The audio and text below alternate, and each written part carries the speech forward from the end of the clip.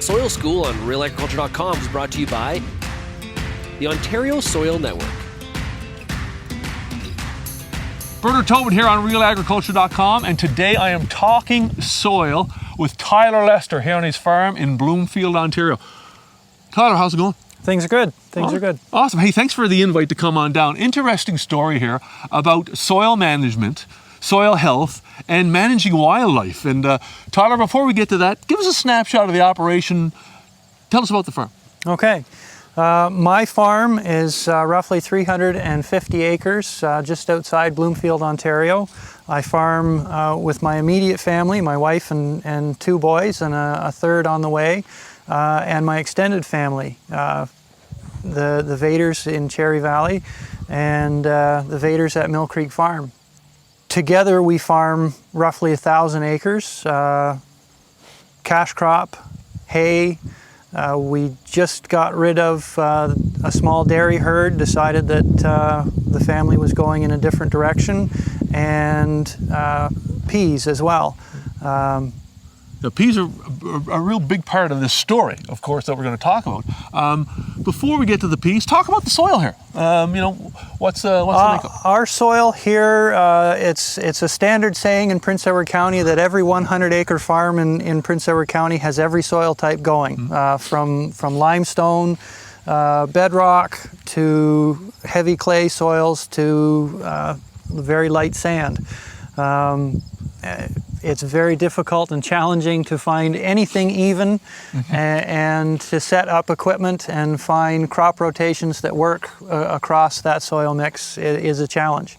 So Tyler, I look around this farm, I see a lot of cover crops. And cover crops, it's a fascinating story here. You started growing cover crops more or less to sort of manage the wildlife, but they've really become an integral part of the operation. Talk about that. Yes. With the pea operation that my uncle has at Mill Creek Farms, wildlife management slowly became an issue on the food safety side of things.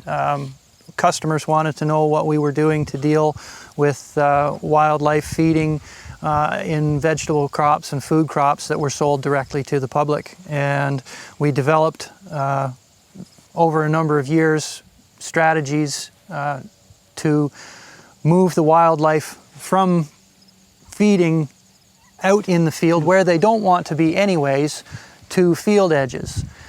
We developed cover crop mixes and forage mixes that we planted in marginal areas where we were harvesting vegetables, field edges, corners, and we noticed a significant reduction in wildlife feeding in the cash crop.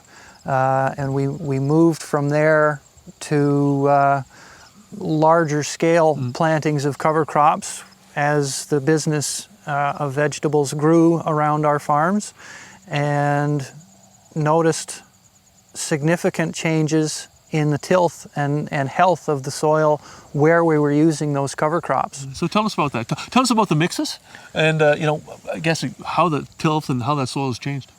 The mixes that we use are pretty generic and basic. A lot of oats, some winter wheat, cereal rye, radishes, turnips, brassicas, and we plant those a little bit later than the cash crop, so that as the cash crop matures, the cover crop would be a little bit later and a little more attractive to the wildlife to feed on. And found that extremely successful. And now you're seeing the benefits from a soil health perspective, but you're also now taking the cover crops into the main area of the fields as well. Yes, because of the success that we've seen with the cover crops in managing weed escapes and weed pressure, and the soil health benefits that we've seen in the tilth of the soil, and water infiltration, water management on field edges, we've decided to broaden our spectrum of acres using cover crops. So how many acres of cover crops would you have across the farm now? This year we have 160 acres of cover crops planted.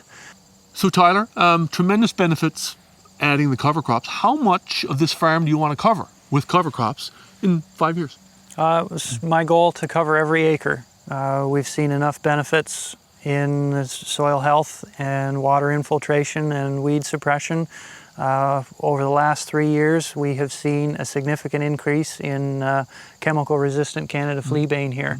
And we're trying to find ways of managing that in our crops. And I'm hoping that cover crops are going to be a strong part of that.